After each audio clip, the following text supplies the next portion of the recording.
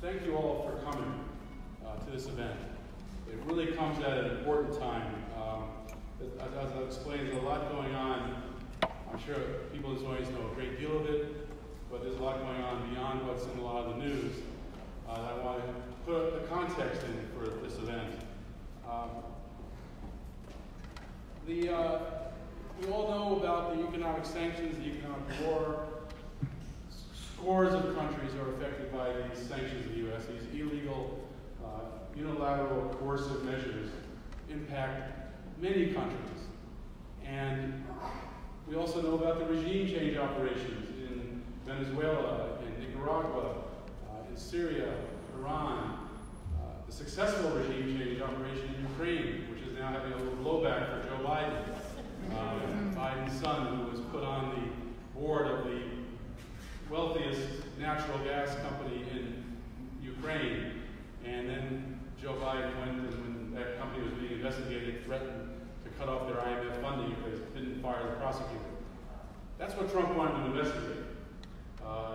And so Trump gets a little blowback for using the threat of cutting military funding to investigate Biden, and Biden gets some blowback for his family corruption, which is not just limited to Ukraine, but that will start to come out. That was a successful coup. We also know the never-ending war in Afghanistan. So there's a lot going on. But what's been really interesting for us this week, as we've been organizing this event, is what's happening really in diplomatic channels and in embassies. This week we saw two Cuban diplomatic officials ordered to leave the country. And they were ordered to leave the country for a strange reason that was not really explained, very vague. They said it was because they were attempting to conduct influence operations in the United States. Influence operation, what does that mean? And what it means is they were talking. They were exercising their free speech. And that's what they were told to leave for. And so that's of course caused a lot of chilling impact on diplomats coming to the UN. What can they say, what can they do before they or their staff are asked to leave? We saw when we were at the Embassy Protection Collective, I was one of the members of the Venezuelan Embassy Protection Collective with about 70 others.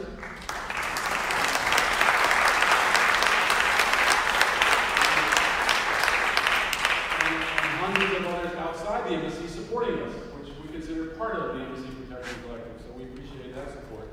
But one thing that happened during that was the Foreign Minister of Venezuela, Jorge Arriaza, spoke to us by video.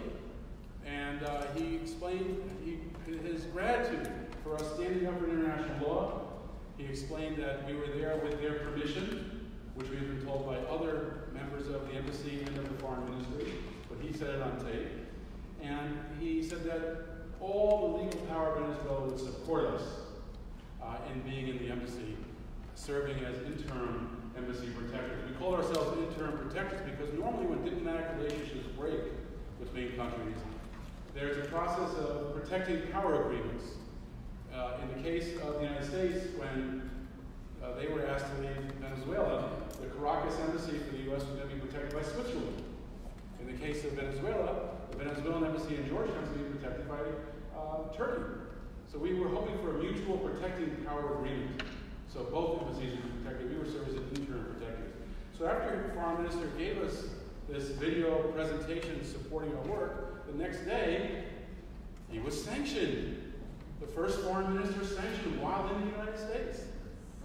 Why? Because he upheld international law, because he spoke honestly about us being there legally, with their permission. So he was punished for that. Now, he's not the only foreign minister who's faced sanctions. We've now seen one other one. The foreign minister of Iran, Foreign Minister Zarif, he was sanctioned, listen to this, he was sanctioned for being an enabler of the Ayatollah's policies. The foreign minister was representing Iran. And that's why he was sanctioned. Now, what's worse for the Iranian delegation is that they are also facing another challenge. Traditionally, there's a 25-mile radius. When people come to the UN, foreign officials, they have a 25-mile radius they can travel in. But for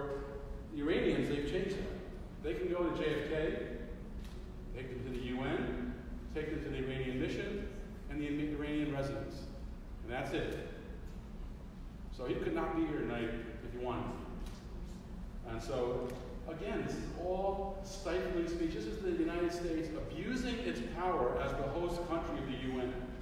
The question is, when will the people, the delegates of the UN, get fed up and say that's enough?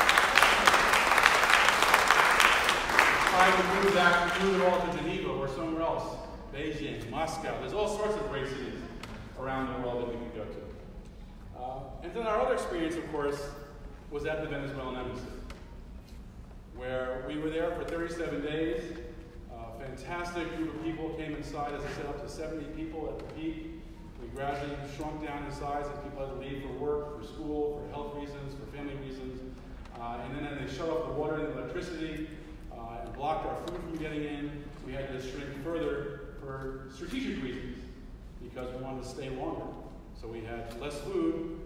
We were on a very regimented diet, limited amount of food, limited amount of water, cooking our food on the carburetor of the car when we were charging our phone. We would cook a tortilla, cooking our food in the solar oven on the roof, or eating our pasta, just putting it in cold water and letting it sit for a couple hours. The pasta gets soft. And we had some great pasta dishes. The panelist, the moderator for our next panel is one of our better chefs, Anya Parambo, at the Embassy Protection Collective. When are you putting out the Embassy Protection Collective cookbook? Well, we have talked about the Embassy Protection cookbook. We've been busy with other things, but that is on our list of to-do. Embassy Protection cookbook. We hope that comes to the neighborhood also. But I wanted to talk about the violation of international law at the embassy. It's very clear under international law that embassies are inviolate. The Vienna Convention protects embassies. The host country is required to protect embassies, and they cannot violate that embassy. They cannot enter that embassy without the permission of the government. In fact, we had someone break into the embassy, one of the pro-coup mob that was surrounding to try to terrorize us.